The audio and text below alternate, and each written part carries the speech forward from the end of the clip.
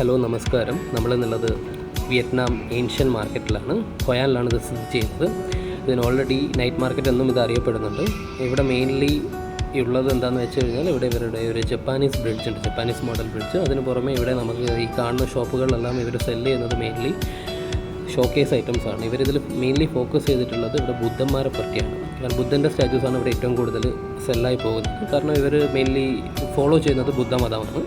അതിന് പുറമെ hand made ഐറ്റംസാണ് കൂടുതൽ. അതായത് ഇവിടെ വിയറ്റ്നാമീസ് വിഷറികളുണ്ട്, മറ്റേ ചൈനീസ് എല്ലാം ഉള്ളതുപോലെ.